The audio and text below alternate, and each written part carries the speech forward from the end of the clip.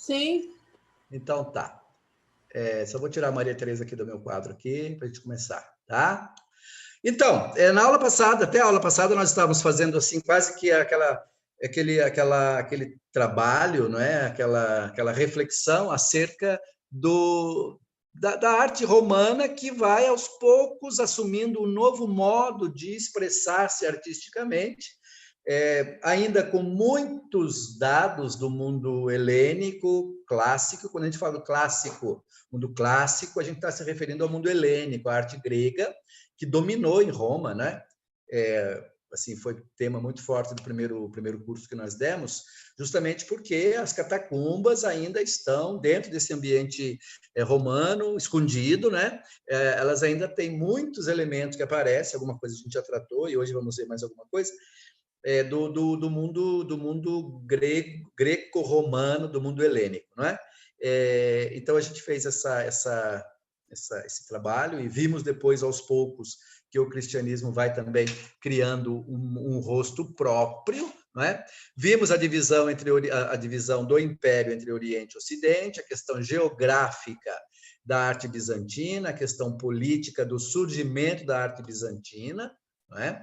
E que ela nasce, a gente pode dizer, em Constantinopla, mas as origens estão em Roma, tanto que nós vamos ver hoje um exemplar muito interessante de mosaicos. Tem pouca figuração bizantina especificamente, está muito ainda fortemente ligado ao mundo greco-romano, mas ali já se inserem, já se percebem elementos da arte bizantina, que é o mausoléu de Constância. Antes de chegar ali, a gente começa, então, falando justamente desse momento em que a igreja ela está liberada, né? A igreja ela deixa as catacumbas, não é que viviam nas catacumbas, mas a gente é uma expressão para dizer que não é mais uma igreja perseguida, não é mais uma igreja amedrontada, não é? Mas ela, com a conversão de Constantino, em 313, a igreja assume, então, os cristãos assumem cada vez mais um lugar de proeminência no Império. Então, esse é um elemento fundamental para a gente entender a arte bizantina. E esse Império, que ainda está em Roma, a partir de 330, Constantino constrói ex novo a sua cidade, a Nova Roma, que é em Constantinopla, não é? A antiga Bizâncio, por isso a arte bizantina, não é? E ali todo um aparato artístico que havia começado em Roma, na Itália, no Ocidente, no Oriente vai assumir cada vez mais um rosto muito próprio, muito específico, que é justamente a arte bizantina. Uma coisa importante para a gente destacar é justamente, então, a arquitetura, porque, como eu dizia no final da aula passada, colocava justamente esse quadro, né? A arte bizantina, ela é uma arte religiosa, é uma arte, ela é palaciana, é uma arte do poder, que serve para expressar o poder do imperador, o poder do rei, do basileus, né? Que, ao mesmo tempo, também, como Constantino, por exemplo, né? Eles desempenham também um papel importante na religião, na igreja. Então, ao mesmo tempo, a arte ela é uma arte religiosa, é uma arte política. E, enquanto arte religiosa, ela tem esse papel de levar nós chamamos de fruidor. Fruidor é quem está olhando para a obra de arte, né? Quem está contemplando a obra de arte. A linguagem técnica é fruidor. Quem está contemplando essa obra, ele é levado assim, a atravessar, a passar para um outro mundo, que é justamente o mundo celeste, o mundo divino. Mas nessa relação toda com esse mundo também estão presentes ali as realidades terrenas, o imperador, a riqueza e a beleza desses templos construídos pelo imperador. Então, ao mesmo tempo que tem esse aspecto muito forte divino, sublime, paradisíaco e celestial, há também uma arte também muito fincada com o pé no chão, uma arte ligada muito à política. Então, esse é um dos lados fundamentais da arte bizantina que a gente não pode esquecer. E aí é onde que se dá essa arte? Justamente se dá nas igrejas, não é? A igreja é o suporte, aí as paredes da igreja, as cúpulas, os nichos, né, são o suporte privilegiado da arte bizantina cristã, vamos dizer assim, é uma arte cristã. Embora haja também representações seculares, não é? Nós não vamos aprofundar o aspecto secular da arte bizantina, que é, por exemplo, uma imagem específica de um imperador, de um membro da família, ou alguma coisa própria específica da família imperial, que não entra especificamente no religioso, mas a gente também tem isso. Mas o nosso aspecto aqui é a arte enquanto elemento cristão, né? Arte cristã. Então, as paredes das igrejas, dos mosteiros, as paredes dos mausoléus, a gente vai ver, dos batistérios, né? É nesse suporte que se dá toda essa beleza e essa arte. E aí, então, de onde é que surge a igreja? A construção. Ela vem justamente da arte, vem do mundo de Constantino, daquilo que já havia, quer dizer, não é que os cristãos inventam algo específico, não é? Ela nasce, a origem da igreja, do templo, onde essas pinturas, essas imagens, esses mosaicos vão ser colocados, eles vêm desse mundo já arquitetônico que já havia, né? E aí nós chamamos esse mundo arquitetônico são o quê? São as basílicas, né? É nas basílicas. A gente tem aqui muito assim, dá para dar uma olhadinha rápida o que é a Basílica de São Pedro, o que era a Basílica de São Pedro, construída em 300 e mais ou menos por 330, né? Por Constantino, né? A Basílica vem da onde? A Basílica vem justamente do quê? Da Basílica Romana. Então, a arquitetura romana, ela serviu de modelo para as várias expressões arquitetônicas cristãs. Primeiro, os cristãos celebravam nas casas, né? Nós vimos no primeiro curso a casa de Dura Europos, ou Dura Europos, né? Ou Dura Europos também, tem essas duas expressões, né? As catacumbas eram locais onde eles expressavam a sua arte também, não é?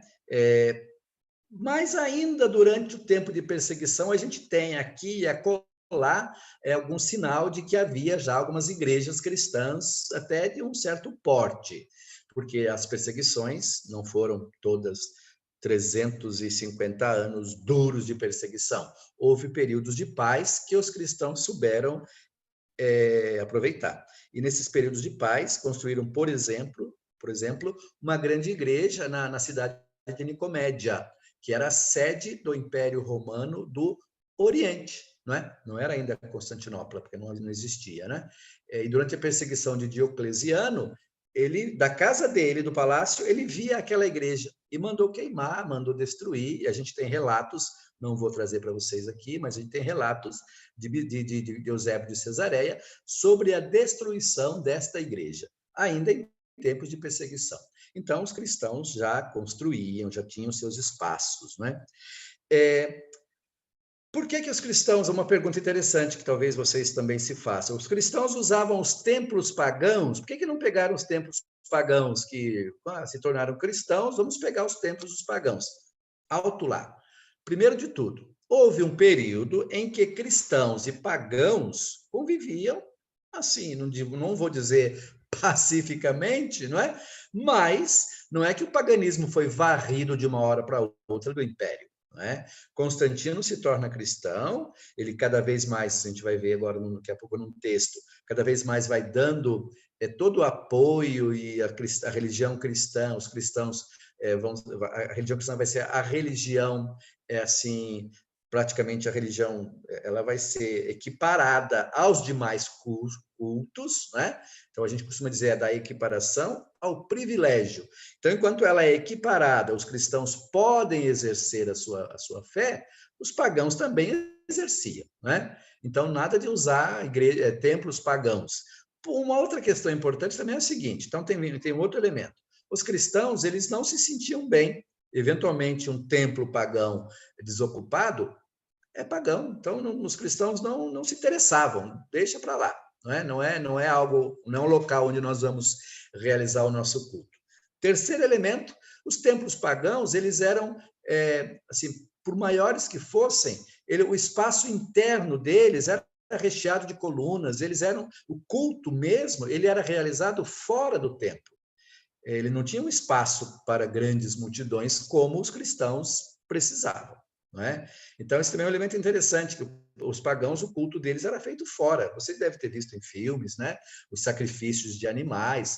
Lá dentro era um espaço para os sacerdotes, para organizações internas, burocráticas que fossem. A imagem do deus ou da deusa também estava lá dentro. Eventualmente, o sacerdote, algumas autoridades entravam e faziam ali um sacrifício, mas ele era um culto, o prédio, o templo de um culto pagão não era, de um templo pagão, desculpa, não era para um culto com multidões. Então, também não era. Resultado, os cristãos vão usar o quê? As basílicas, ok? Basílica vem de basileu, que quer dizer a casa do rei. Basileus grego é rei, né? Então, é o espaço do rei. E o que era a basílica? Ora, a basílica era um espaço assim grande, imenso, sem função religiosa. Isso aqui é muito interessante, né? A função da basílica ela é essencialmente civil. Era usada como tribunal, como local de discussão política, tribuna também. É um espaço onde as pessoas podiam se reunir para trocar ideias. Conselhos de Estado também eram feitos ali, eram cobertos, né? A gente vai ver um outro exemplo, né? Dessas basílicas, né? E numa das pontas, geralmente era retangular, numa das pontas ficava uma figura imponente do imperador reinante, né? Morreu aquele imperador também, justamente por isso as basílicas têm nomes: Basílica de Constantino, Basílica de Maxêncio, Basílica de Diocleciano, né? E ali ficava a estátua daquele personagem, quando não o próprio personagem, em algumas ocasiões, ele mesmo se fazia presente, né? E também era uma edilícia, uma construção para mostrar poder, riqueza e por aí vai, né? Grandeza, prosperidade, né? A palavra igreja, ela não significa o espaço, tá? Isso é interessante também para nós. A igreja é o grupo de pessoas que se reúne lá dentro para a celebração do culto. A partir daí, se tornou quase sinônimo. Igreja é o templo. Eu vou na igreja. Mas não é assim. Eu vou à igreja, quer dizer, eu sou igreja. E essa é uma questão muito forte do Vaticano II. Todos somos igreja. Mas, ao longo da história, se tornou o templo, né? A igreja, eu vou à igreja, eu vou no templo.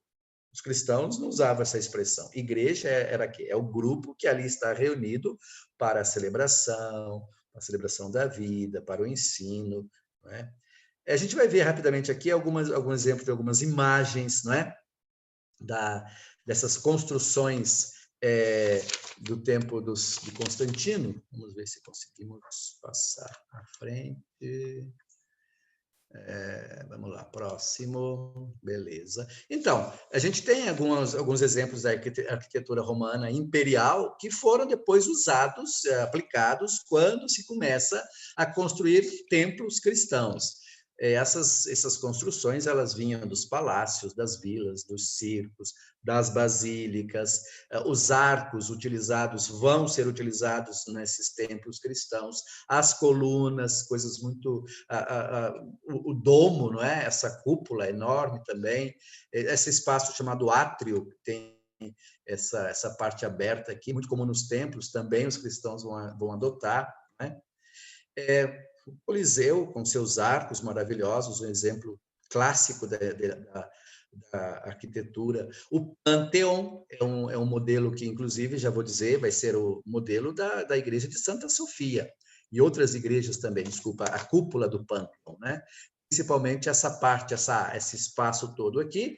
Quando formos ver Santa Sofia, se alguém ainda não viu, tem lá um vídeo, aliás, 2 vídeos que eu mandei sobre Santa Sofia, belíssimas, assim, a igreja, e eu procurei colocar assim muito fortemente, frisei a cúpula de Santa Sofia. E aqui eu já chamo a atenção, quando falarmos Santa Sofia, né? Espero que hoje dê tempo, no lugar da cúpula vamos ter o Pantocrator, o Cristo, que já não está mais lá, que caiu num terremoto. Hoje tem ali um arabesco, não é? Um escrito árabe aqui. E aqui embaixo, vocês vejam que está tudo fechado, né? Tem falsas janelas. Lá em Santa Sofia, são janelas, né?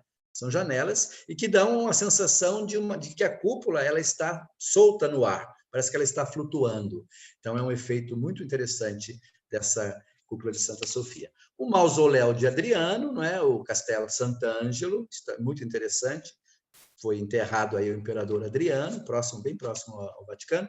Também é uma construção típica cristã, desculpa, vai ser adotada como uma construção típica cristã. Aqui o mausoléu de Rômulo também, a gente pode ver. Vocês lembrando, a gente vê essas construções até em alguns cemitérios, talvez não no Brasil um pouco menos, mas na Itália, na Europa, em vários cemitérios existem pequenas, como é que nós chamamos isso aí? Tem um nome que me foge agora. Mausoléu, né? Justamente a palavra é mausoléu familiar, nesse estilo, né? Ainda hoje a gente encontra essas construções. O mausoléu de Diocleciano, né, na Croácia, e hoje é exatamente uma igreja, só para ter uma ideia, né, como é que era por dentro, isso ainda está em pé hoje e se tornou depois um espaço de uma catedral lá na Croácia.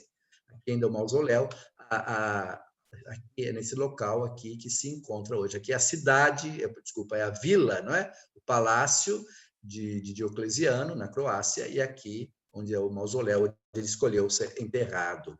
As termas de Diocleciano também hoje são uma igreja, né? Nossa Senhora dos Mártires, no centro de Roma, na Piazza del Risorgimento, foi transformada numa igreja e é praticamente essa entrada ali, claro que modificada, muita coisa hoje só no tijolo, mas é o espírito do que foi de um espaço civil romano, greco-romano, adotado pelos cristãos. Aqui, um caso bem concreto, a Basílica de Constantino, né? Essa aqui talvez seja o melhor exemplo justamente de como a arquitetura cristã ela se utilizou da arquitetura romana que já existia, né? Isso aqui, olhando de fora, quem não conhece, é uma igreja, né? Quantas das nossas igrejas têm essa forma ainda hoje, não é? E aí, essa está em Tréveres, ainda hoje está de pé, é de fato uma igreja. Vocês vejam ali por dentro como é que é, né? E aí aqui nós vamos ter, então, esse chamado arcotrave, né? Uma trave também que se chama. Aqui no fundo, não é o caso aqui, mas vai haver em muitos desses lugares, dessas igrejas, desses templos, um semicírculo. Nós vamos usar muito essa palavra, é a ábside, ok? É a ábside. Aqui essa igreja é uma igreja a nave única, então essa aqui é a única nave dessa igreja, mas as outras, São Pedro nós já vimos, tem naves laterais, então são os corredores, né? Chamada ou a 4 naves, ou melhor, a 3 naves ou a 5 naves, não é? São vários estilos de igreja. Aqui é uma outra igreja que ainda hoje é igreja e foi construída exatamente para isso, Santa Sabina, não é? Santa Sabina é uma igreja bem assim conceituada, importante em Roma, e ela é uma igreja assim, a gente olhando assim, parece praticamente uma cópia da Basílica de Constantino, né? E também é uma das igrejas mais antigas. A gente vai ter a chance de estudar um pouquinho mais Santa Sabina. O interior de Santa Sabina, distinto já daquela de Constantino, né? Vejam que já tem os corredores aqui, né? Aqui em cima tem isso aqui que se chama clerestório, são as janelas aqui em cima, e ela já tem uma ábside. Estão vendo aqui? Esta é a ábside da igreja de Santa Sabina. Tá? E essas colunas, a gente vai falar depois, vamos aprofundar um pouquinho. Essa aqui é uma basílica típica grega, não é? Um pouco tardia também, 450, de Aqueiropoietos, em Tessalônica, na Grécia. Também, vejam o estilo. Então, por que eu estou falando isso? A gente tem lá Roma, mas na Grécia, no mesmo período, um pouco depois, um pouco antes, os mesmos estilos de construção de templos. Vocês já imaginem que aqui vai ter um espaço, né, que é o espaço justamente da ábside. Estão vendo aqui, dentro da igreja, não é? Inclusive, ela tem um elemento interessante aqui, que ela não tem um clerestório aqui. Aqui também é um corredor. No corredor ele sobe, vai até lá em cima, é muito mais arejado do que outras igrejas, né? As colunas bem trabalhadas. É um estilo típico das igrejas basílicas romanas. Essa aqui, Santo Apolinário em classe, vamos aprofundar também essa igreja depois, né? Esse templo, mas lembrando, o mesmo estilo, os corredores, né? Essa é de 549, um pouco anterior, 549 foi a data da dedicação, né? O teto aqui tem o clerestório, isso aqui tem o clerestório, que nós chamamos, né? Um outro dado interessante é que essas igrejas, nós vimos, não são só igrejas planas e retas, elas vão aos poucos, vai se criando, vai se tendo cada vez mais uma criatividade. E aí nós vamos ter uma igreja em forma de cruz grega, né, que é exatamente esse quadrado aí, né, e essa aqui é interessante porque ela tem também, aqui é o centro, um desses cantos aqui se celebrava a Eucaristia, era um espaço mais específico, né, para a celebração. Tem cúpulas, ou chamadas semicúpulas, também a ornamentação era muito interessante, porque há possibilidades de espaços para colocar muitas imagens, pinturas, colunas, né? Então, é uma adaptação muito criativa para esses templos. Outro tipo de construção, já um exemplo daquilo lá, é a Igreja dos Santos Apóstolos em Atenas, né? Estão vendo aqui, é uma igreja em cruz grega, né? Bem interessante.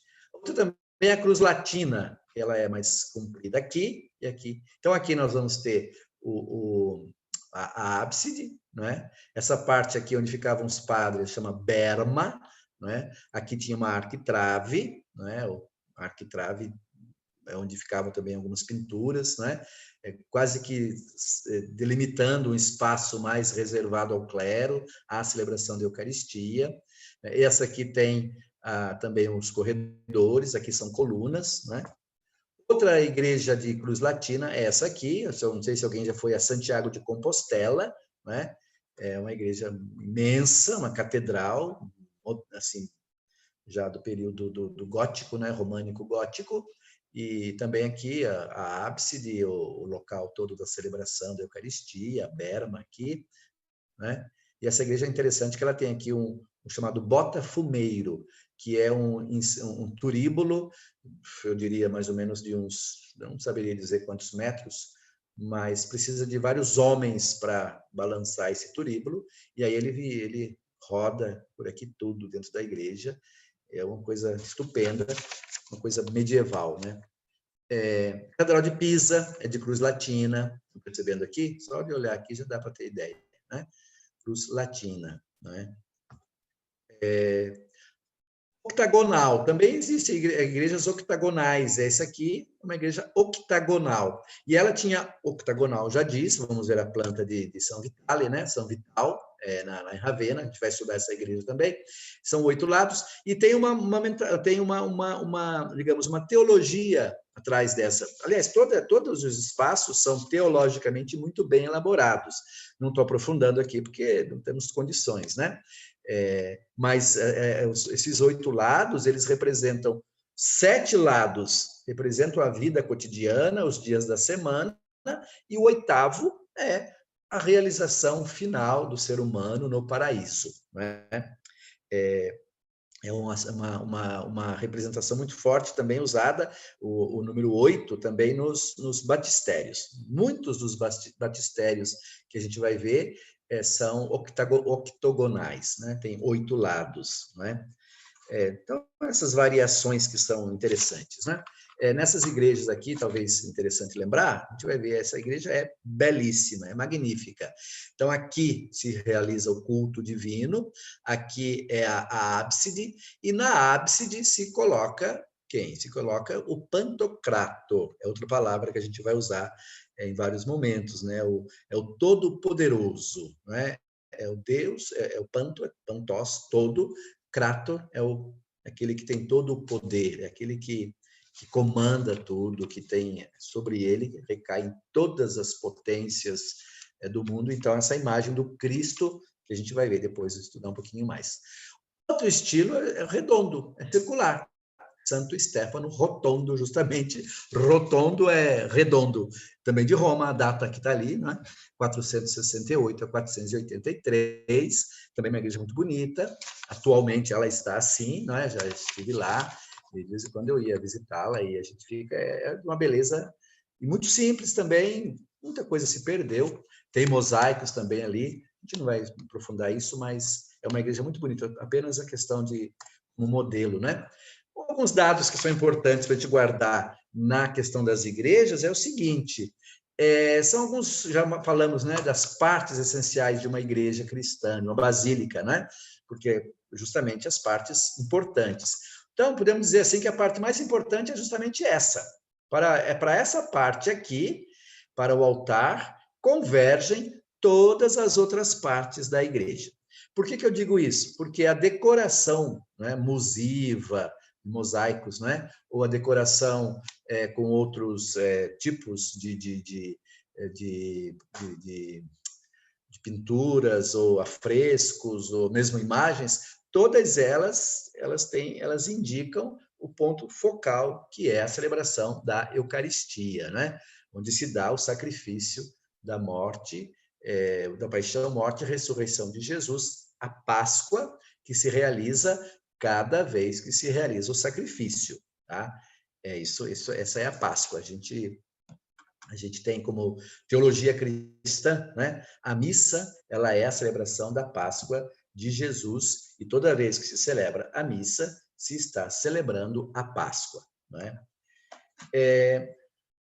Outro aspecto, outra parte importante, então, essa parte onde eu falei fica o Pantocrator, é a parte onde fica geralmente as imagens de Jesus, né? O altar onde ficam essa área que essa parte chama Berma. Berma é um pouquinho mais elevado, é onde ficam as autoridades eclesiásticas, não é? Outra coisa importante nessa aqui é aqui embaixo, normalmente, se é uma catedral, fica a cadeira do bispo, né? A sé, por isso chama cátedra. Cátedra vem de cadeira, e aí é catedral. Se é uma igreja de um bispo, se é a sede de uma diocese ou arquidiocese, ali fica a cátedra, fica aqui, geralmente, né? Essa aqui tem corredores, né? O nártex é uma passagem entre o átrio e o interior da igreja. O átrio é interessante, aqui é o pórtico, é a entrada. O átrio, a maioria, nas igrejas antigas, primitivas, era um espaço aberto. Por quê? Porque em muitos casos as pessoas vinham de fora, né, e traziam ofertas e oferendas e em alguns casos, na Idade Média, principalmente, traziam até animais, etc., né? Produtos da terra. Então, se chegava aqui, se depositava num espaço ali, e aí se lavava as mãos, lavava os pés, até havia geralmente uma fonte, um local assim bonito para, nas igrejas mais bonitas, nas igrejas maiores, né? Para as pessoas se fazerem a sua ablução, a sua purificação, não é? Então, o átrio é algo importante nas igrejas. Aqui é a Basílica de São Pedro, aqui é a escada, o pórtico, o átrio era aqui. A gente tem a imagem da Basílica de São Pedro, né? Aqui a Basílica, a entrada da Basílica de São Pedro, né? Do tempo de Constantino, a antiga igreja de Constantino, o clerestório aqui, a ábside, o altar, a nave, os corredores, né? E aqui na frente, a gente tinha o átrio. Esse aqui é o átrio da igreja de São Clemente, que é um típico átrio do que eram os átrios no período ao qual estou me referindo. Tá? E vejam vocês que aqui tem uma fonte. São Clemente é uma igreja muito interessante, é muito próxima ali do local onde eu vivi durante 6 anos, a 2 quarteirões da onde eu morei, ali em Roma, no Antoniano, não é? Hoje é cuidada pelos padres irlandeses. Ela tem a igreja, primeiro de tudo, lá embaixo, no subterrâneo, ela tem um templo de Mitra, ainda tem lá o espaço, uma igrejinha dedicada a Mitra. Quem participou do primeiro curso provavelmente se lembre, não é? Depois temos a igreja paleocristã e, por cima de tudo, é uma igreja medieval, que é a que chegou até nós, que é justamente essa essa área toda aqui, né? O átrio ele foi sendo elevado. Essa igreja hoje ela está abaixo do nível da estrada, né? Você tem que descer um espaçozinho para chegar ali, né? Mas esse aqui é um típico átrio que nós estávamos falando. Esse aqui é um átrio românico. Nós vamos acenar aqui e ali ao românico, né? E esse é um típico átrio da cidade, lá em Milão, a igreja de Basílica de Santo Ambrósio, né? Não é a grande basílica do Duomo de Milão, não é, porque ela é do Renascimento, né? Mas essa é um típico para dizer que aqueles elementos criados, gerados na igreja primitiva, paleocristã, eles foram seguindo, tanto que o românico, aqui nós estamos falando do século XI, século XII, tá? Já bem à frente. Aqui, interessantíssimo, não sei se alguém já se deu conta, mas onde é que fica o átrio da Basílica de São Pedro, a atual? Quem pode dizer para nós? Alguém que esteja aí que gostaria de fazer esse comentário, para que eu não fique falando sozinho. Alguém tem alguma ideia? Não é ali onde ele faz as principais celebrações festivas, aonde tem o... Exato, porque o átrio é isso aqui tudo. Tudo isso aqui é o átrio. O átrio é quase maior, é maior do que a basílica. Ah, né? Tá. Pensei que tudo era isso aqui é o átrio. Claro que, assim, dizendo especificamente, seria essa parte aqui. Mas os elementos que tem uma fonte, aqui tem uma fonte também, né? Tem duas fontes, uma aqui, outra aqui. Né? Esse aqui é o espaço que acolhe as pessoas, porque o átrio é o local da acolhida, onde as pessoas já se sentem dentro do espaço sagrado. Né? Então, esse é algo bem interessante, que esse é um átrio enorme, né? Que vocês percebam que ele abraça as pessoas, né? Basílica de São Pedro, né? Abraça as pessoas. É por isso que se fala basílica intramuro e extramuro, é isso? Não. Extramuros são as basílicas fora dos muros, né? Essa aqui também estava fora dos muros, né? Quando Constantino construiu, porque para não melindrar os pagãos, porque aos poucos ele foi tomando o espaço dos pagãos, mas Constantino não era bobo nem nada, então ele deixou o paganismo seguindo. Então, algumas das igrejas mais importantes foram construídas fora da cidade, né? Essa foi uma delas. Aos poucos, a cidade foi crescendo, foram feitas muralhas, especialmente na Idade Média, e aí ela ficou dentro dos muros, né? Mas, por exemplo, São Paulo fora dos muros, São Paulo é fora dos muros mesmo, é mais longe do centro, né? Então, ela fora dos muros significa um pouco mais distante da cidade. A gente tem, então, essa arquitetura imperial bizantina, a gente vai ter basílicas, mausoléus e batistérios, e é o que eu vou tratar rapidamente. Isso aqui é um mausoléu de Gala Placídia. Mausoléu geralmente as pessoas mais ricas e poderosas construíam seu mausoléu, e aqui é interessante que parece tão pequenininho, ele é realmente relativamente pequeno, se for comparado com mausoléus, por exemplo, de Constança, que a gente vai ver daqui a pouco. Provavelmente foi construído para o filho dela, a gente não tem muita clareza. Depois vamos estudar o mausoléu de Gala Placídia, é bem interessante, mas é uma construção para que a pessoa seja colocada lá num sarcófago quando morresse. E já adianto aqui, junto desse mausoléu havia um pequeno corredor, né? E ali havia uma igreja grande. Então, o mausoléu é parte dessa igreja, né? Outro mausoléu interessante é o mausoléu de Teodorico. Teodorico era um rei bárbaro, né? E esse mausoléu ele está também em Ravenna, junto ali com o mausoléu de Gala Placídia, né? É um mausoléu de um rei bárbaro. Tem elementos cristãos também ali dentro, né? Mas são elementos ligados à heresia ariana. E é interessante que é um formato de uma coroa, né? Uma coroa de um rei bárbaro, né? Mas é um mausoléu e o corpo dele teria sido enterrado aqui. Batistério também. Agora, batistério é uma construção também típica. Vocês vejam que aqui estão as torres da igreja de São João do Latrão, e esse é o batistério do Latrão, construído originalmente por Constantino. Constantino teria sido batizado nesse batistério, né? Narra a tradição. Já foi reformado, foi mudado, e E aí, interessante que quando fizemos uma visita arqueológica a essa igreja do Latrão, a gente anda por baixo da igreja, porque ali funcionava ali um castrum, era uma construção, era os soldados ficavam ali estanciados, né? Os soldados de Diocleciano, que foi, de Maxêncio, que foram vencidos pelas tropas de Constantino, né? Era um quartel. E a gente anda por lá tudo, e a saída, a gente acaba saindo dentro desse batistério. Tem um canto assim, quando você vê, você está dentro do batistério. 8 lados, acho que aparece bem, né? E é interessante também porque ele está, que não aparece muito bem, mas ele está também, tem ele está abaixo do terreno da estrada, né? O batistério neoniano, de fins do século V, também em Ravenna, também octogonal, né? Essa aqui é a igreja de São Pedro, né? Já estávamos falando.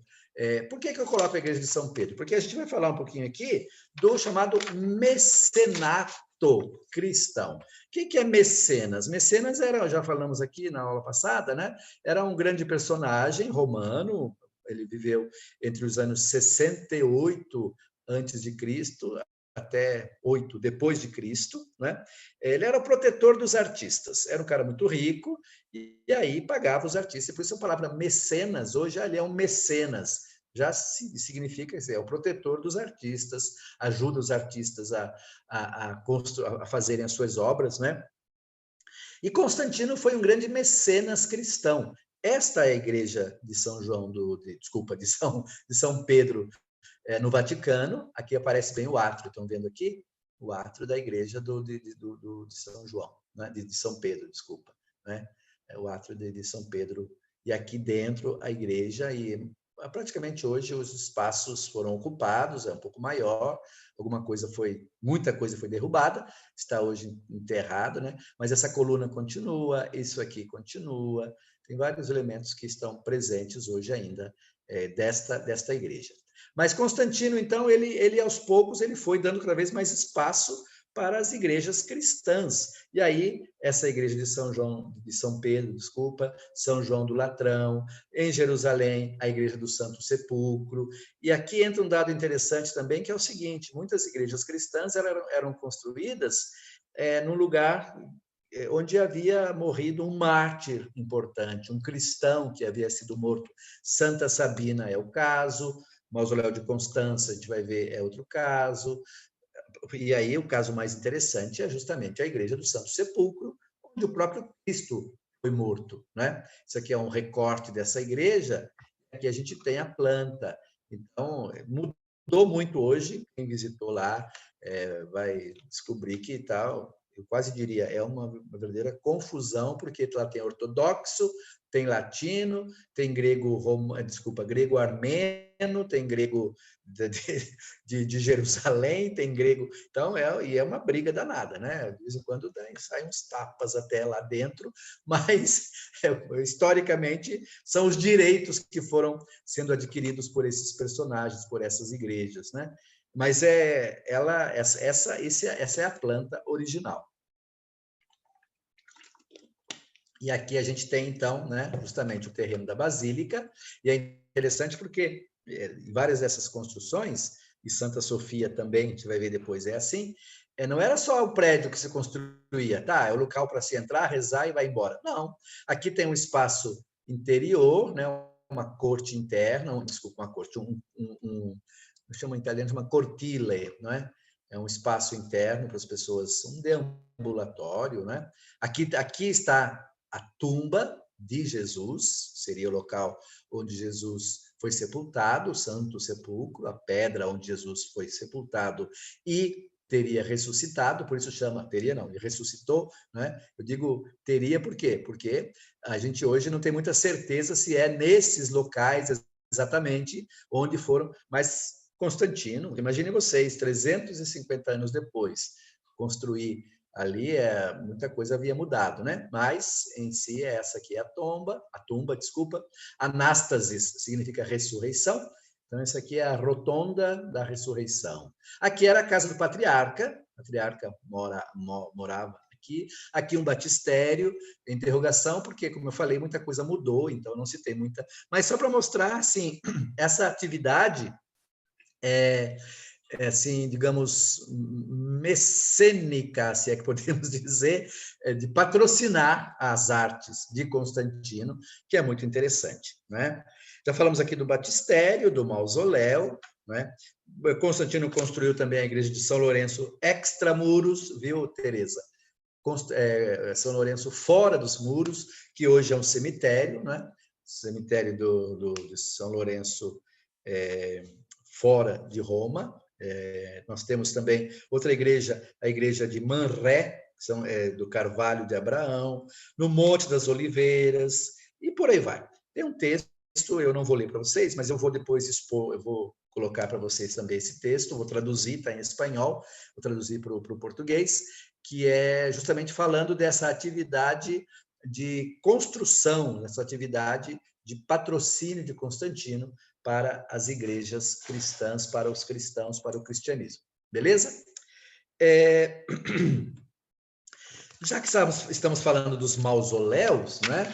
Um dos mausoléus mais interessantes que chegaram até nós de Roma, e eu vou colocar aqui como sendo assim uma das a gente pode dizer hoje, os estudiosos dizem isso, é uma das preciosidades que chegaram até nós dos inícios do cristianismo, né? Dentro especificamente do período que nós estamos estudando, que é o mausoléu de Santa Constança. Okay? Essa é a parte externa. Como mausoléu, vocês percebam, tem essa parte quadrada e tem essa parte redonda, a gente vai explicar direitinho como é que funciona isso ali, né? Ele é de cerca de 350.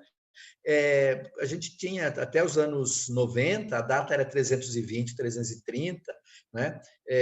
Constança também, ninguém sabe se de fato foi Constança, é uma das filhas de Constantino, que foi sepultada aí, né, num sarcófago, mas ou seja Constança ou Constantina, que é uma outra filha também, né, é uma igreja da família imperial de Constantino, né?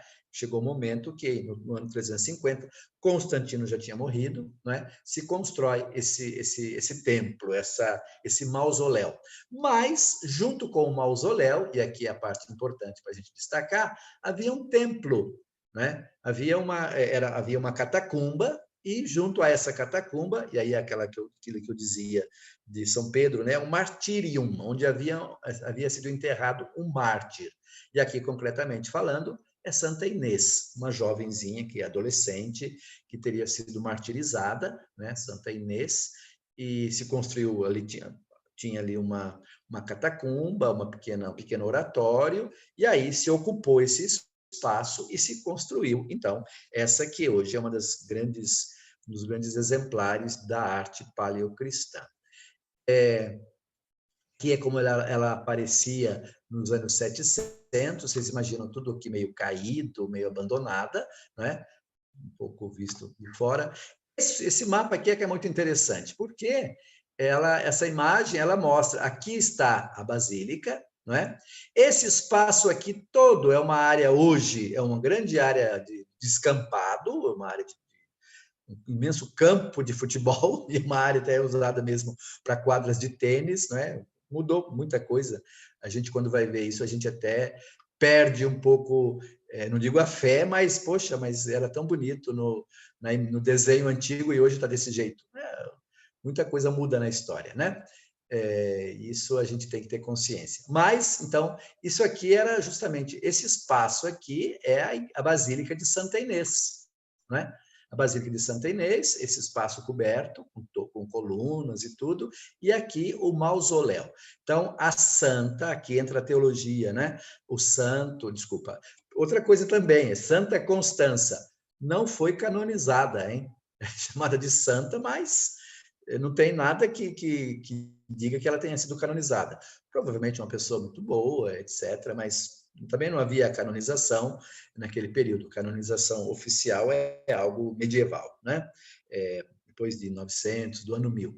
Mas, então, o mais interessante é isso, quer dizer, a personagem de uma da alta nobreza, né? Ela pede, ou os parentes, porque também tem isso, provavelmente são os filhos ou parentes que construíram junto à tumba de uma mártir.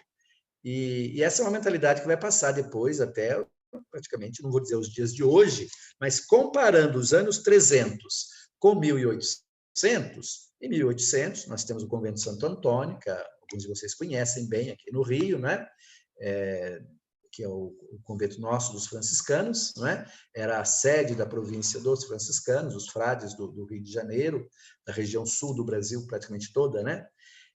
Ali também as pessoas eram enterradas dentro do convento. Na Bahia, em Salvador, também, não só dentro do convento, mas dentro da igreja. E as famílias mais ricas, elas eram enterradas mais próximo do altar, né? E construíam capelas belíssimas, eram capelas laterais, né? A missa, ela não era uma missa concelebrada, cada padre celebrava a sua missa, então essas missas eram celebradas naquela capela particular. Hoje em Roma ainda tem muitos, e cada um dessas pessoas naquela capela onde ela ia ser enterrada ou seus familiares iam ser enterrados, eles faziam obras de arte belíssimas, né? Digo mais na Europa. No Brasil um pouco menos. No convento de São Francisco da Bahia a gente tem alguns exemplares disso. No Santo Antônio as pessoas eram enterradas dentro da igreja, mais próximas do altar. Uma mentalidade que se supõe que havia nessa época é a seguinte, né? No dia da ressurreição, né? Aqueles que estão mais próximos do altar ressuscitarão primeiro. Então, também essa... E é claro que quem primeiro era enterrado mais próximo do altar não eram os mais santos, não eram os mais piedosos, podiam até ser. Mas o que contava é quem tinha mais dinheiro, quem pagasse mais e conseguia esse local privilegiado também depois da morte. Okay? Então, Constância, ela constroem para ela esse belíssimo santuário que nós vamos ver. Aqui está a planta do mausoléu, percebam que ele é redondo, né? Se ingressa por aqui. Originalmente, aqui no meio ficava a tumba, hoje é um altar, se celebra missas aqui, são colunas, né? Tem um domo aqui, vocês vejam aqui a cúpula, né? E essa parte aqui, ela é um corredor com semicúpula, muito bonito, muito enfeitado, e todo cheio de colunas sustentando todos esses corredores, que esse aqui é um corredor, esse aqui é outro corredor, né? Chamado deambulatório. Esse aqui é o espaço que eu disse para vocês, né? Era um espaço coberto, imagine a grossura desses muros, né? E hoje não tem mais nada, nem sobra daqui era. Aqui é a basílica por dentro, ou melhor, o mausoléu por dentro. Aqui nós temos o sarcófago que ficava no meio, né? E aqui o altar, e a gente tem, imaginem vocês, tudo feito de tijolos, né? Os arcos, essas colunas maravilhosas, redonda, é de uma beleza, de uma leveza, né? Uma coisa enorme, mas depois a luz entrando através das janelas também, e aqui nós já podemos entrever um pouco dos mosaicos que existem nesta igreja. E aqui vamos aos mosaicos. Esses mosaicos, aqui é interessante que percebam algumas dessas figuras que são pessoas amassando uvas, né? Seria mais ligados a Baco, né? Tem crianças colhendo uvas aqui, estão vendo? Também esses aqui são chamados putos, ou puteoi, né? Putos, uma figura de meninos, crianças, né? Tem personagens desenhados aqui, e depois nós vamos ver mais de perto, não é? Flores, frutos, pássaros, vida cotidiana. É um mausoléu cristão, é isso que eu estou querendo dizer, tá? Mas que se vale daquilo que é o próprio da arte clássica greco-romana, né? Não tem aqui elementos, vamos ter também, nós vamos ver, mas não há nenhum perigo em colocar, não há nenhum problema, nenhuma heresia, nesse momento, em colocar ao lado de figuras de temas especificamente cristãos, colocar temas pagãos, que se usava, por exemplo, nas igrejas, nas casas dos nobres, muito, muito bem representado hoje em Pompeia e Herculano, né? Nós vimos um pouquinho nas aulas passadas. Aqui é típico dessa representação natural, naturalismo, pássaros, flores, e tudo mosaico, hein? Vejam bem, tudo mosaico, né? Aqui também, mosaicos, e não tem aqui o que tem de cristão especificamente aqui. Alguém poderia, mas tem uma cruz aqui. Não, mas isso aqui é uma forma geométrica, não é? As formas, isso aqui é típico do mundo musivo, são mosaicos, a gente chama disso de musivo, né? Do musivo, do mundo justamente desse período entre 100, 200, 300 do mundo do Império Romano, que aos poucos vai também mudando, né? Aquilo que eu já dizia, que são aqui a fabricação do vinho. Tem aqui uvas, videiras, as crianças colhendo uvas, esses putoi, né? São personagens, de um certo modo, também da mitologia, né? Do mundo meio mítico greco-romano. Isso aqui está trazendo as uvas, isso aqui estão amassando as uvas, né? É o cotidiano da vida. Aqui talvez um detalhe melhor, vocês estão vendo aqui, né? Pássaros colhendo as uvas, amassando, saindo aqui o vinho, né? A gente pode fazer uma relação com o vinho do sacrifício de Cristo, né? Que é o vinho da Eucaristia, o pão e o vinho. Aqui ainda, talvez mais do que isso, ainda é uma representação mais, eu diria quase, ainda pagã, não é? Porque não tem muita relação com outros elementos que possam levar à Eucaristia, tá? Isso também é interessante, porque a gente vai ver depois, em alguns dados aparece isso aí, mas aparece também o pão, então já dá para fazer uma relação com a Eucaristia. Aqui, concretamente, parece que não é o caso. Aqui, que tem de cristão aqui. Isso aqui é muito interessante, que é chamado Traditio Pacis. Vocês percebem que tem o Cristo aqui no meio. Esse mosaico é original, né? Foram feitas algumas péssimas reformas, péssimos restauros, eu vou citar isso ali, né? Mas é um Cristo jovem, estão vendo? Imberbe, é mosaico, não é? Aqui está São Pedro, geralmente na iconografia, tornou-se assim um lugar comum apresentar Pedro com a barba como um pouco mais velho, a barba mais cheia, não é? E Paulo com a barba mais assim, quase que em cone, geralmente mais escura, o nariz aquilino, meio como um grego. Paulo era grego, era de Tarso, e Pedro ele era judeu, não é? E aqui estão as ovelhas, aqui outro tema que vai aparecer muito nos quadros a partir daqui, são os rios do paraíso, temos os nomes, depois eu vou citar esses nomes. Jesus geralmente em cima de um elevado maior, aqui tem uma espécie de um rio, de águas aqui, né? Esse azul é uma auréola, que também já está aos poucos se fixando, e o que chama a atenção é o Cristo sem barba, não é? É um Cristo jovem, imberbe. Isso aqui também tem algumas dúvidas, já vou citar. E aqui a palavra em latim, Dominus Pacendat, Deus, o Senhor vos dê a paz. Na verdade, esse quadro aqui, a gente vai ter depois algumas dúvidas, e aí eu vou passar para o próximo que eu vou explicar. Eu só vou chamar a atenção também para mais uns detalhes. Vejam esses frutos aqui, né, de vários tipos, né? Aqui também. Então, é uma decoração, essas palmeiras aqui. Vocês imaginem que a pessoa está olhando de baixo para cima. Estão vendo a parede aqui, tijolo. Estão vendo aqui?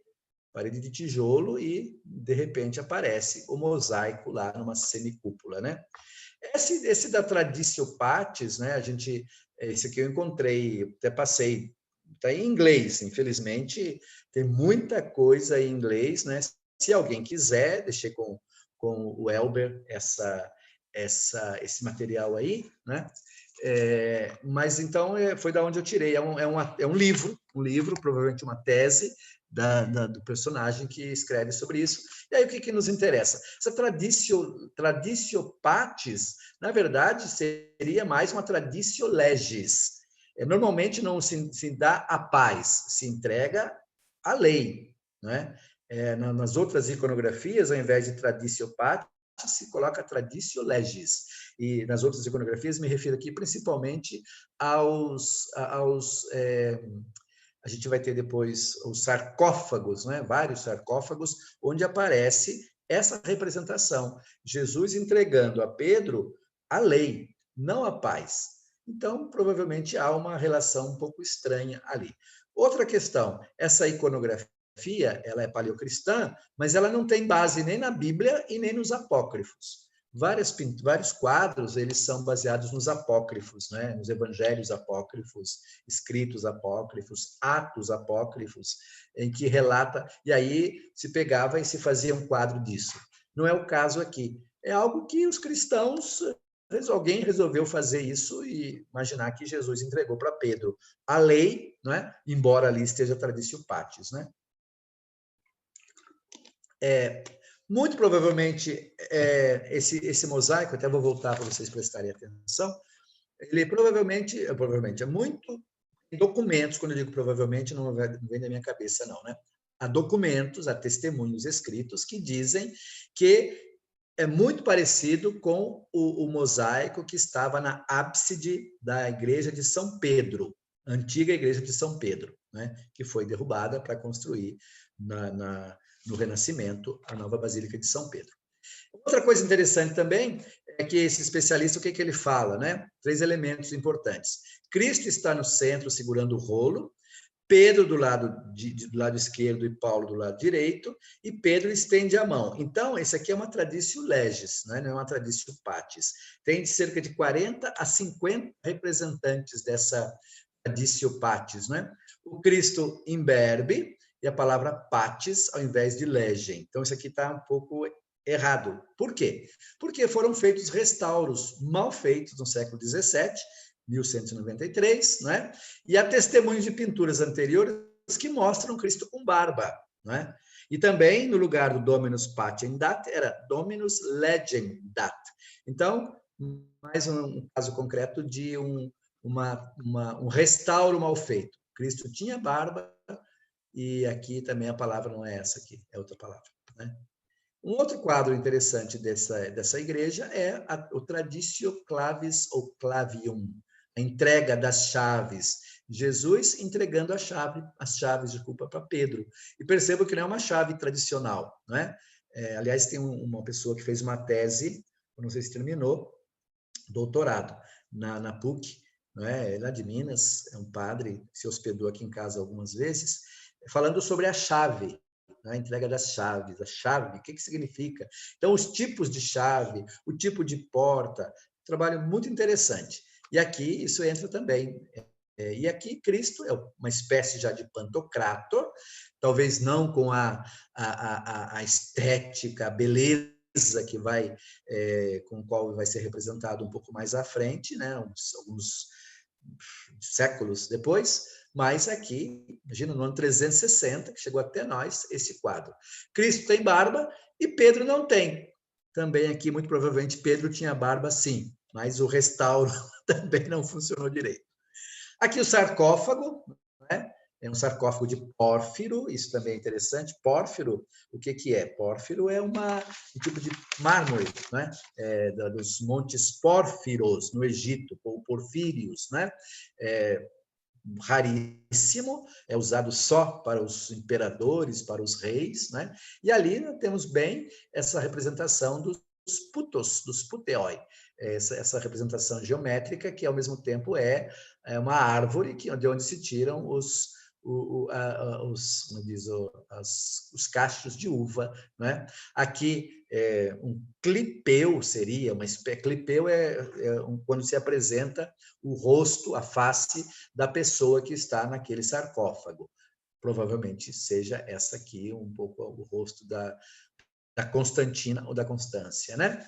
Aqui nós temos uma representação interessante que são os pavões, né? Os pavões são típicos desse momento da arte nessa altura aqui da passagem e depois vão continuar existindo. Os pavões vão ser assim muito representados e nós vamos ter aqui o que eu achei, me chamou a atenção esses dias, esses 2 pavões aqui que são de metal, eu acho que é bronze, né?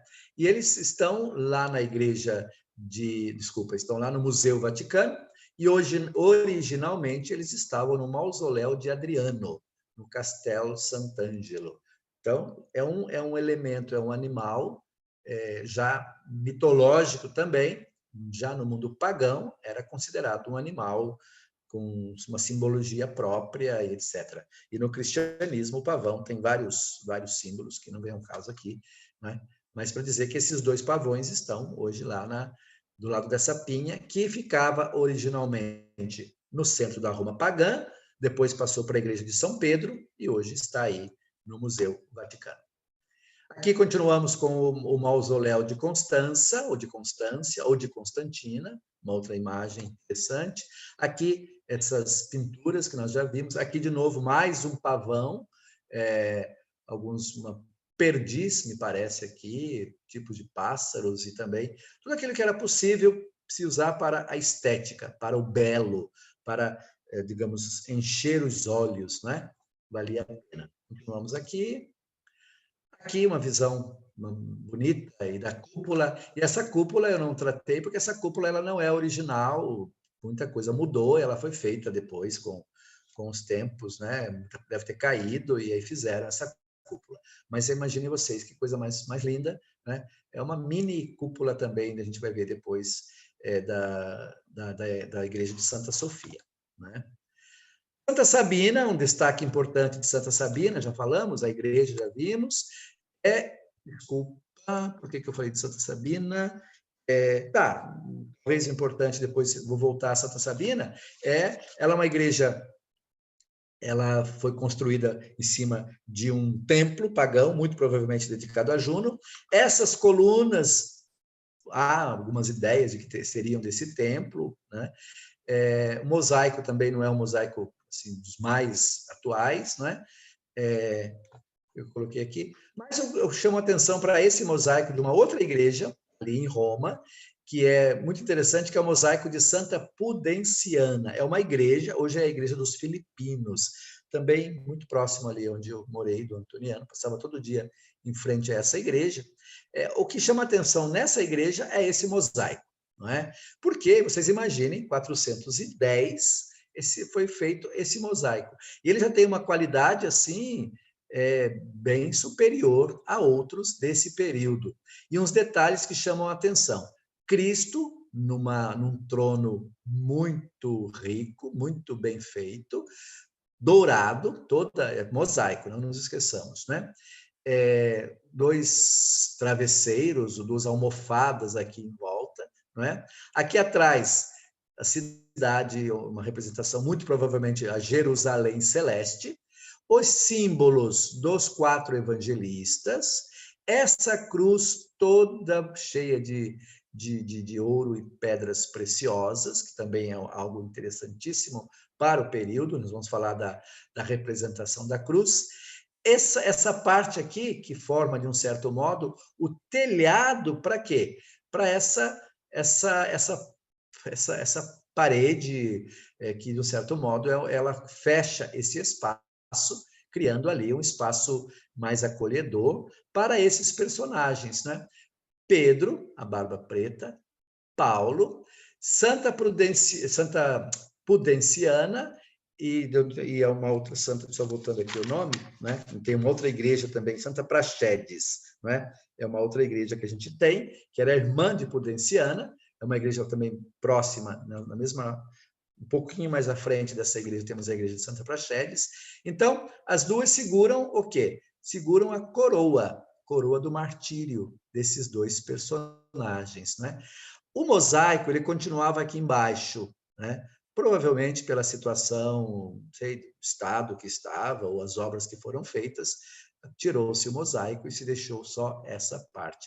Mas é um dos mosaicos mais interessantes que a gente tem. E aí, rapidamente falando um pouco da teologia, essa parte representa a igreja de Jerusalém, a igreja da sinagoga, e aqui a igreja dos pagãos, a igreja dos gentios, que é a igreja de Paulo. A igreja de Pedro é a igreja de Jerusalém, e aqui a igreja dos gentios, né? Ok. Talvez aqui uma outra imagem um pouco mais próxima, não é? Só para ter essa ideia. Tá segurando aqui a coroa, estão vendo ali, não é? Ok? a cruz muito bem feita, dourada, e que já aparece nas representações. Outras igrejas assim que também nos ajudam a entender um pouquinho esse momento é a Capela de Santo Aquilino, só para dizer que aqui já é no norte da Itália, não é só Roma. Milão é no norte, já indo para a França. Tem essa igreja.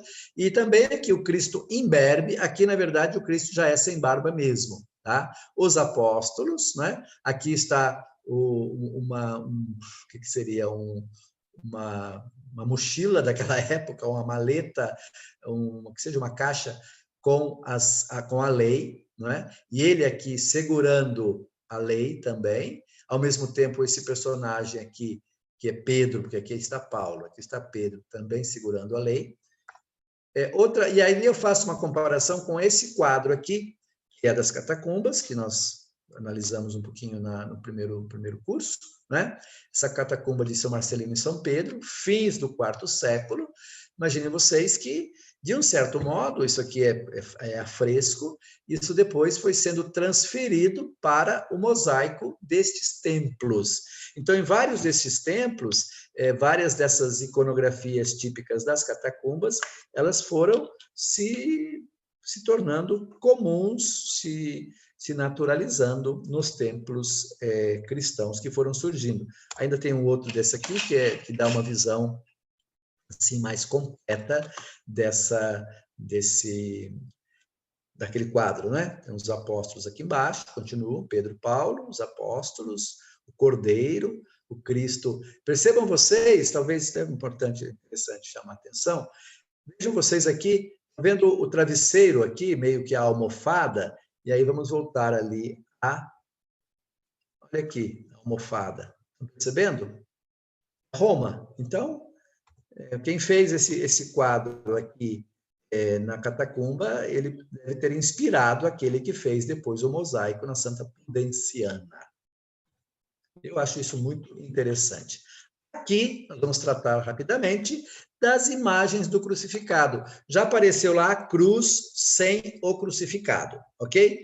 Começam aos poucos a aparecer algumas cruzes,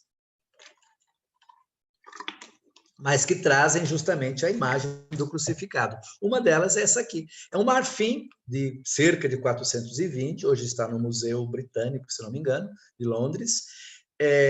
E prestem atenção ao Cristo que está ali, ele não está sofrendo. Ele está meio que atlético, vocês vejam, forte, né? É um Cristo assim, tranquilo. Ele está olhando com uma certa solenidade, ou até quase com uma superioridade a essa situação toda, né? O soldado, provavelmente o Longinos, né? O famoso personagem que aparece, né? São João, Maria, e chamar a atenção aqui, esse personagem, quem seria esse personagem? Alguém tem alguma ideia? Nem precisamos pensar muito, né?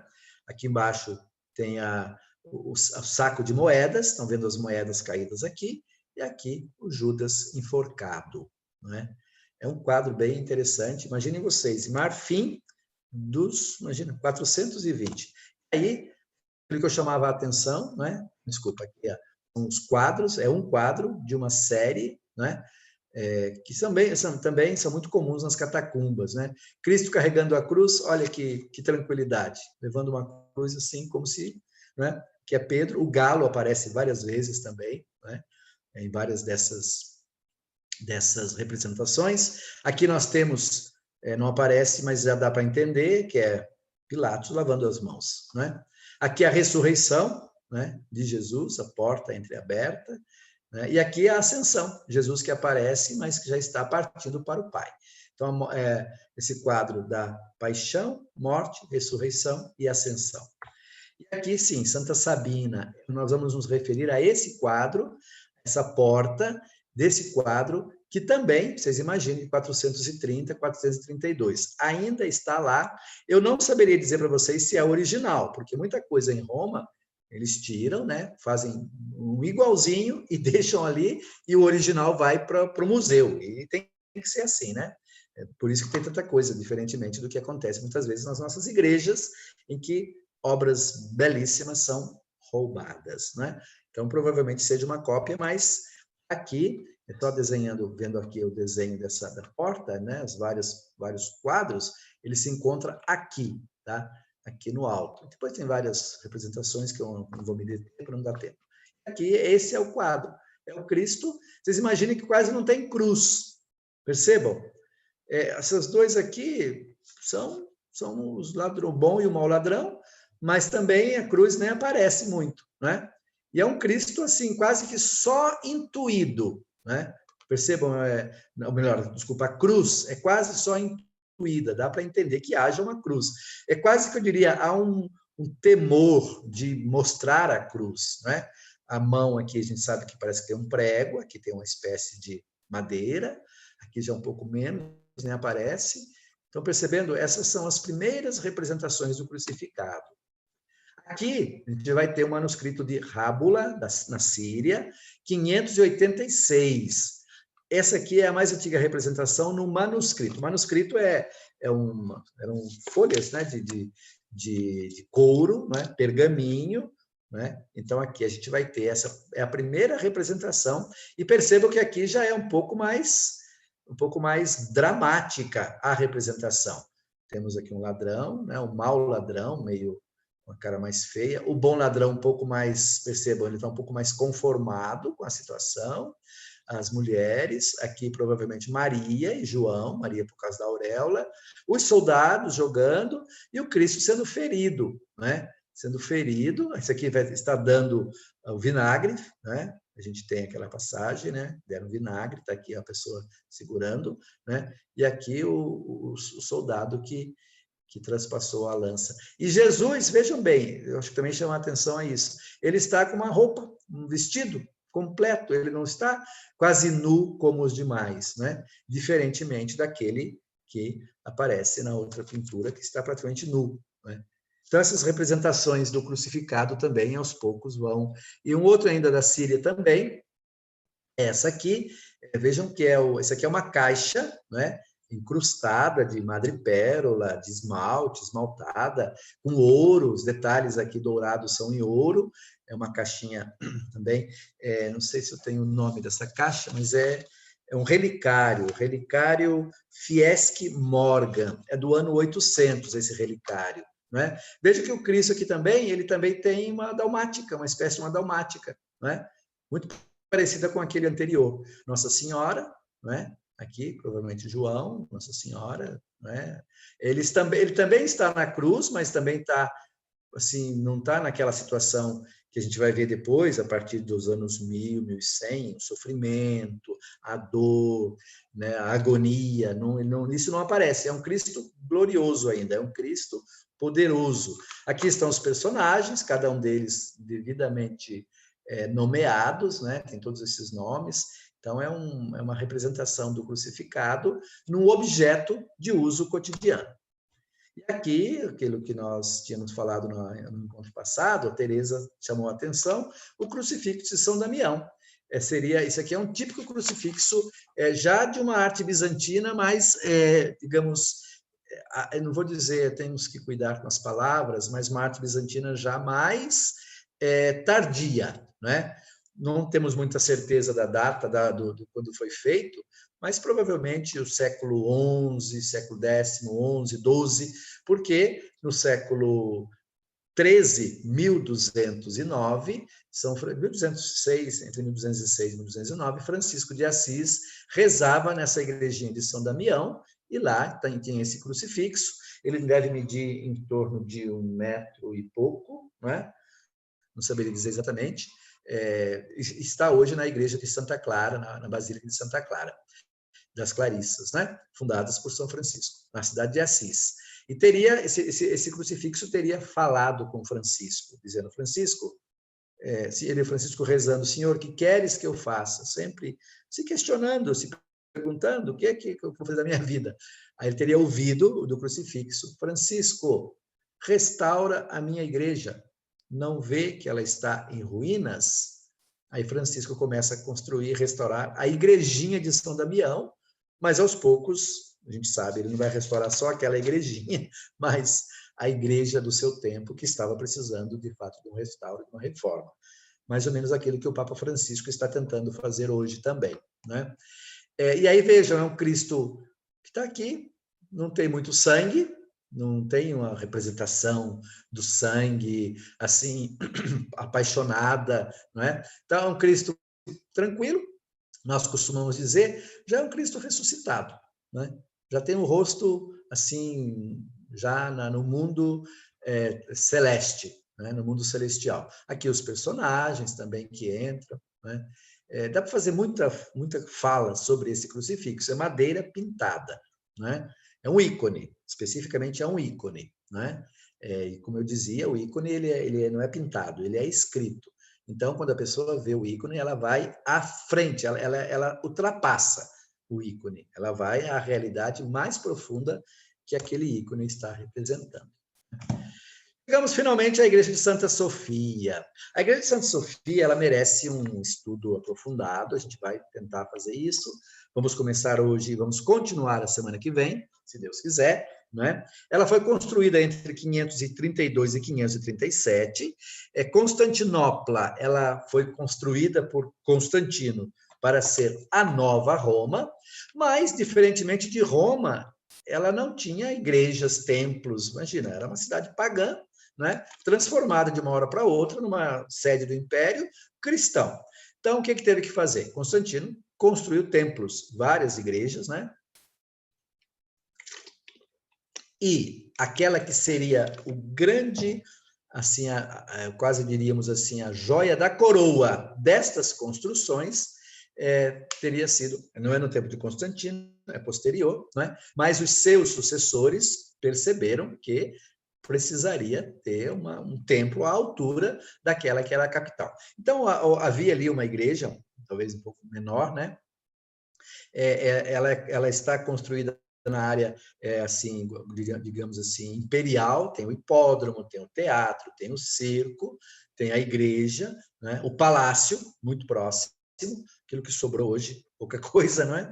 Mas ela ocupa um lugar privilegiado na cidade hoje de Istambul, não é? E é uma igreja que foi assim sendo cada vez mais ao longo da história, ela tem assim a história desta igreja é uma história muito interessante para os cristãos. Triste, mas é a história, e é a história daquilo que é a cultura cristã, a cultura islâmica e aquilo que é a vida cotidiana, que é muito mais viva do que nós gostaríamos que fosse, né? E essa igreja, então, ela foi construída justamente nos inícios já, talvez a gente podia colocar ela chamada, que chama Hagia Sophia, que é Santa Sofia, né? E Sofia, o que é? Sofia é sabedoria, é a santa sabedoria. Não existe uma santa chamada sabedoria. O que é a sabedoria? A sabedoria é o próprio Deus, né? Um desses domingos atrás, a gente tinha, ainda no tempo comum, uma reflexão do livro da sabedoria, falando da sabedoria. Quem que é a verdadeira sabedoria? É o próprio Deus, não é? É o próprio Deus que é a sabedoria. Outros dizem, não, essa igreja, a sabedoria é o Espírito Santo, não é? É a terceira pessoa da Santíssima Trindade, é o Espírito Santo, então é uma igreja dedicada ao Espírito Santo. Não, de qualquer modo, não é um santo, é a sabedoria, essa igreja é dedicada à sabedoria, né? Primeira construção, 360, o filho de Constantino, né, Constâncio II. Acabou que depois não deu muito. Em 405, entre 405 e 415, Teodósio II construiu uma igreja de novo, uma igreja bonita, não é? 5 naves. Foi destruída essa igreja, foi queimada na revolta de Nica, em 532, uma revolta muito grande na cidade de Constantinopla, não é? Essa revolta depois, no tempo de Constantino, né? O imperador Constantino, ele acaba matando depois no circo cerca de 20 mil pessoas, não é? Que se revoltaram, essa revolta de Nica. Nica significa vitória, então quem usa tênis Nike, lembre-se sempre, significa vitória. A cidade de Nice, na França, também tem esse nome por causa de Nica, que é uma cidade grega, né? Os gregos estiveram lá nessa região e fundaram a cidade de Nice, Nica Vitória. Né? Então, essa igreja, antes de ser essa igreja que nós temos hoje, ela foi vários templos, e aí, finalmente, se resolve, nós vamos ter o Justiniano, não é? Que usa todo o seu poder, todas as riquezas, tudo aquilo que tinha de mais precioso no Império, para a construção dessa igreja. Precisava de dinheiro, tudo precisa de dinheiro, né? De onde é que vem o dinheiro? Pois bem, Justiniano ele assume em 527 e vai até 556, se não me engano, a gente vai ver depois direitinho, né? Ou 565, que seja. Ele vai combater os vândalos no norte da África e vai vencer os vândalos e vai se estabelecer no norte da África. Por isso vamos ter também igrejas bizantinas no norte da África, isso também é interessante, né? Se der tempo, vamos passar aqui. O que ele faz? Ele pega o ouro dos vândalos, que os vândalos tinham roubado de Roma, quando invadiram Roma. Então, aquele mesmo tesouro, eu falo ouro aqui, mas o botim, todas as riquezas, e claro que o ouro também era o mais precioso, que os vândalos roubaram da antiga Roma, Justiniano toma desses vândalos e traz para construir essa igreja na Nova Roma, a igreja de Santa Sofia. Essa igreja começa a ser construída em 532, vai até 537, né? São 5 anos de construção. O próprio Justiniano, o imperador, o grande Justiniano, ele acompanha a construção e ele convoca dois matemáticos e filósofos, que também eram arquitetos, né? Mas a arquitetura também é matemática, né? Para fazer o projeto, né? Que é justamente o Isidoro de Mileto e o Artêmio de Trales. E quando termina essa igreja, ele ficou tão estupefato que ele dizia assim: eu te venci, ó Salomão, pela grandiosidade daquele templo, daquela igreja, né? É interessante que esses personagens, esses arquitetos, né, matemáticos que fizeram esta igreja, eles fizeram alguns experimentos que, não vou dizer que não deram certo, mas que, por exemplo, esse domo que está ali, né, diríamos quase a original, a cúpula, né? Quando eu falo domo, eu lembro do homo em italiano, é cúpula, tá? Essa cúpula, ela caiu, né? Caiu pelo peso, provavelmente, mas também terremoto, isso é uma outra coisa séria. Hoje é uma igreja muito vigiada por causa dos terremotos. Tivemos agora, um pouco mais de um mês, 2 meses, acho que vocês acompanharam, um terremoto lá na Turquia, né? Então, essa igreja também sofre com isso, sofreu também com isso. Então, também por causa desses experimentos, caiu a cúpula, foi refeita, né? Essa cúpula caiu em 558, depois da construção. Depois houve uma grande peste na cidade, também, pouco antes disso, em 541, e aí, para vencer essa peste, essa igreja ela foi assim um ponto de referência em termos de oração, de súplica, e aí muitas imagens foram colocadas ali, outros mosaicos, pinturas, muitas cruzes que ainda hoje se encontram em alguns locais desta igreja, porque a cruz era quase que, diríamos assim, muito cuidado com as palavras, né? Mas era quase que um amuleto para o oriental, principalmente, né? Por isso que a gente vai falar também das cruzes, a igreja de Santa Cruz, no mausoléu em São Vital, né, de Gala Placídia. Então, a devoção à cruz, muito forte. Então, todos esses acontecimentos, eles marcam a história dessa igreja. E a gente vai estudar por quê? Porque ela é um exemplar, assim, mais bem feito daquilo que é não só a arquitetura bizantina, em termos de construção, mas em termos também de iconografia, de mosaicos, né, que foram feitos, né, para esta igreja. Caro Elber, com sono? Continuamos, então? Então, ótimo. Falamos de Águia Sofia, Santa Sabedoria, né? O nome completo é Igreja da Santa Sabedoria de Deus, né? E aí, como nós sabemos, em 1453, com a conquista islâmica, ela foi transformada no mesmo dia da conquista, foi transformada em mesquita. Mas a história não é simplesmente que virou mesquita, acabou com tudo. Não. Na verdade, quando o sultão conquistou Constantinopla, Maomé II, né? Eu não sei se alguém já assistiu algum filme ou já leu, tem livros sobre isso, sobre a conquista, escrito por muçulmanos, escritos por ocidentais também, né? Então, os relatos divergem. Mas, de qualquer modo, a cidade, depois de um longo assédio, guerra, batalhas e tentativa dos muçulmanos, a cidade estava em ruínas. E a igreja também. As pessoas estavam rezando na igreja, estavam pedindo a intercessão e sofrendo, né? De qualquer modo, os muçulmanos entram, muitas pessoas morrem, não é? Eu assisti um dia um pequeno seriado sobre isso e o Maomé II entrou na igreja, entrou na cidade, as pessoas lá esperando, sem violência, sem nada, muito mal feito. Houve violência, houve morte.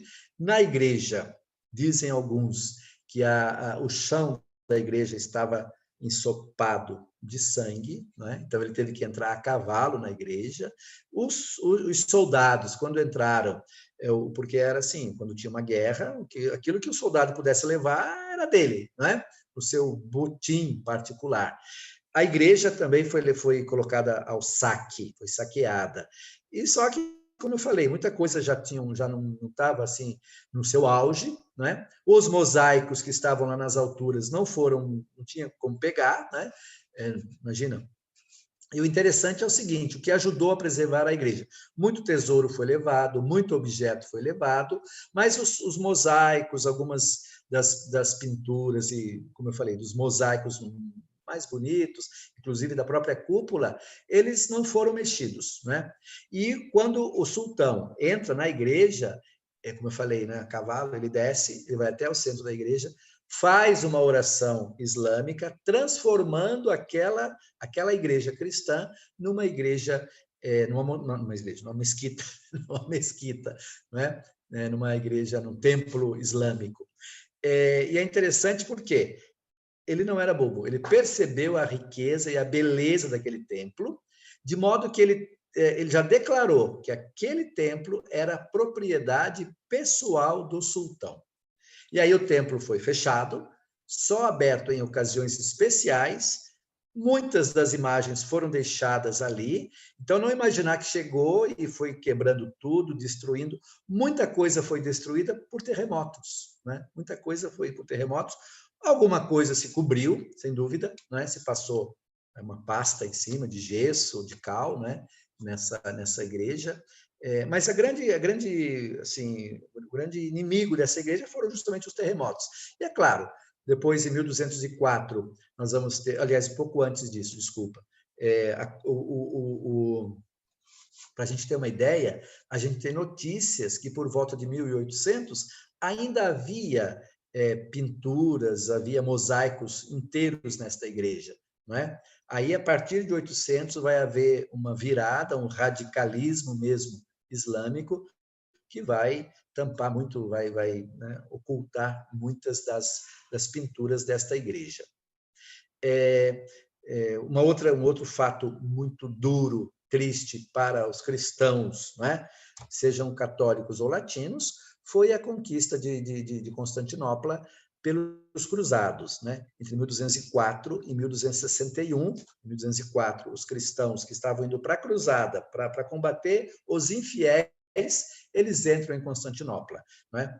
Muito rapidamente aqui havia uma disputa por poder e um dos lados chama os cruzados para ajudá-lo a obter o trono, e quando eles vêm, ajuda e uma guerra e vencem, ao invés de deixar um habitante de Constantinopla no trono, eles colocam um cristão latino, e aí fundam o Império Latino do Oriente, de 1204 a 1261.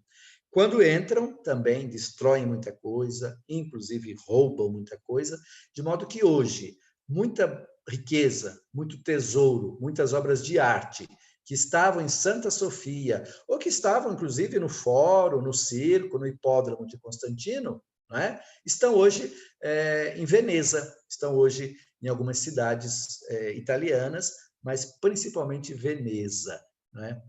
A gente não vai poder, talvez não dê para tratar da Catedral de São Marcos, mas é uma catedral bizantina que tem muita coisa levada nesse momento, em 1204, não é? Quando ela foi ocupada, destruída, em parte pelos próprios cristãos nessa igreja, por incrível que pareça, não é? Então, o sultão ele tem essa igreja como como propriedade particular, só em alguns momentos se entrava. E uma coisa que é interessante de dizer é que tem outras igrejas desse mesmo período que também foram transformadas em mesquitas, né? E sem nenhum problema, continuaram lá os ícones, os santos, as imagens não, mas as pinturas e mosaicos nos altos não foram tirados, né? Depois, mais recentemente, alguns desses lugares foram transformados em museu, né? E essas imagens foram preservadas, né? Talvez lembrar, é uma igreja que aqui é algo muito interessante. Essa é uma igreja de tijolos, né? E eu acho que vocês viram as imagens, eu mandei para vocês, né? Depois, se não viram, assistam o vídeo que eu passei para vocês. Por fora, ela tem até um aspecto assim meio rústico mesmo, de tijolo, né? Mas por dentro, o esplendor da beleza, ele salta aos olhos e ocupa o espírito todo. E aqui vem algo muito interessante, que é o seguinte, né? É um pouco o espírito daquilo que eu dizia da arte das catacumbas, que é o seguinte, o importante, né? O exterior, né? Ou quase que digamos o corpo, né? Ele não é o mais importante, né? Ele é apenas um objeto, é um instrumento para algo muito maior, que é o interior, que é a alma, que é o espírito. Então, Santa Sofia, ela está nesse espírito. Várias igrejas vão estar nessa mentalidade, especialmente, vamos ver lá depois, lá em Ravenna, que é do mesmo período, né? Ravenna também é 540, também no tempo de Justiniano, né? Então, são feitas de tijolos, que é um material leve, material rústico, simples, né? Mas por dentro é toda uma beleza, toda uma riqueza. E aí eu lembro de algo que eu já disse aqui, se não disse agora, disse no primeiro curso, né? Daquela passagem de São Paulo, né? Nós levamos estes tesouros em vasos de argila.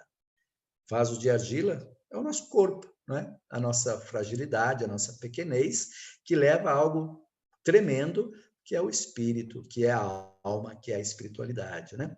E é interessante que justamente a gente vê aqui a cúpula é de uma beleza assim estupenda, porque ela dá, como eu falava, pelas janelas que existem ali, né? Ela dá justamente esse sentido, são 40 janelas amplas, dá o sentido de estar flutuando no espaço. Aqui a gente tem uma imagem